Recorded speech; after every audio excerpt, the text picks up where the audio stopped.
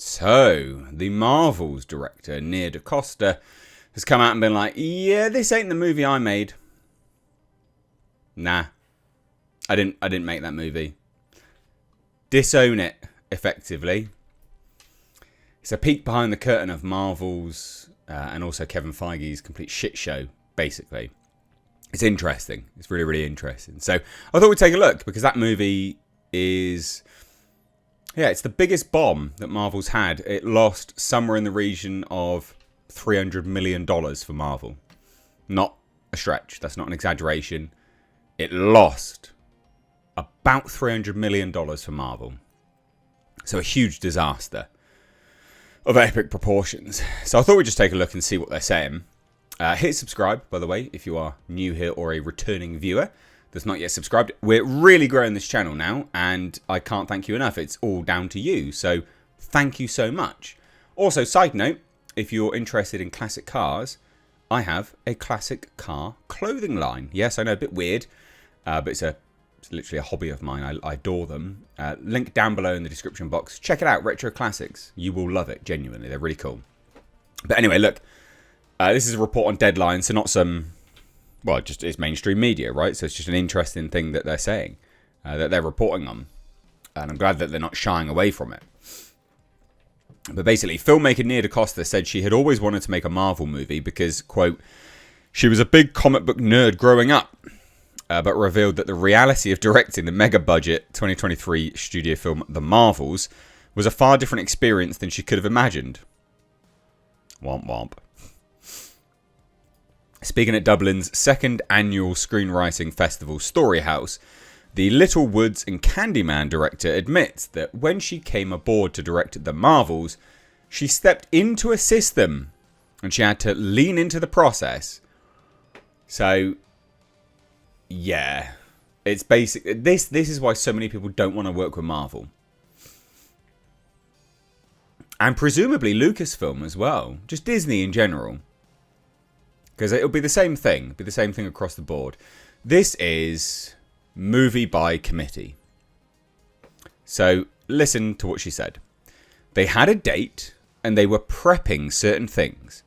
And you just have to lean into the process hardcore. The way they make those films is very different to the way, ideally, I would make a film. So you just have to lean into the process and hope for the best. Just got to hope for the best, mate. It's got a $300 million budget. Just got to hope for the best. Disaster. The best didn't happen this time. But you kind of have to trust in the machine. Really? Because the trust in that machine has fallen apart. And it's become a disaster after disaster after disaster. So yeah, not good. It was interesting. Because there was a certain point when I was like... Okay, this isn't going to be the movie that I pitched, or even the first Now this is telling. Okay, so this is really telling. This isn't going to be the movie that I pitched, right? Sure, fine.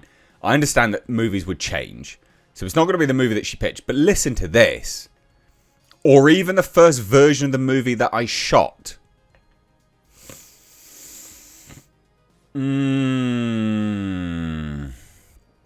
Right.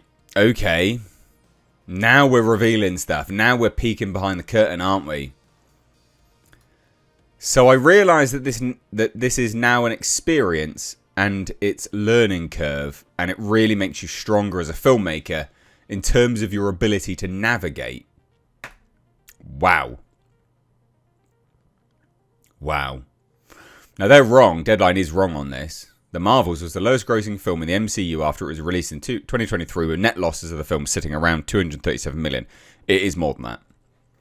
Okay, it just is more than that. You can look at how much it costs and things like that. It is more than that. So after the experience, DaCosta said she felt compelled to make something that would be almost an antidote to the studio system. And the writer-director decided that her next project would be Heather. Her reimagining of... Sorry, just all screwed up here. Her reimagining of Henrik Ibsen's famed 1891 stage play Hedda Gabler. I called my team and I said that I need to make Hedda. I had written it years ago and I said that I really needed to go back to that because this isn't fulfilling in the way I need it to be. Good God. Good God. She's actually gone on to do some pretty good stuff now. So she's doing the 28 Years Later. She's doing one of them. So the filmmaker also touched on her other upcoming film, the second installment of the upcoming 28 Years Later trilogy from Danny Boyle and Alex Garland. I'm really proud of these movies. And her pitch was apparently long conversations with producers. I told them that I wasn't going to make a Danny Boyle movie because that would be impossible and also not of interest to me as a filmmaker. So apparently she's like create a fresh take on it, individual language, etc. Which makes sense. I mean, if you're watching these films, you'd want it to be different between it. But again, look at this. The real take home here, guys. The real take home here is just that it's just that admissions that Marvel is a shit show. Yeah, Marvel is it's just a shit show. Like they're just going to the dogs. They're reliant on reshoots.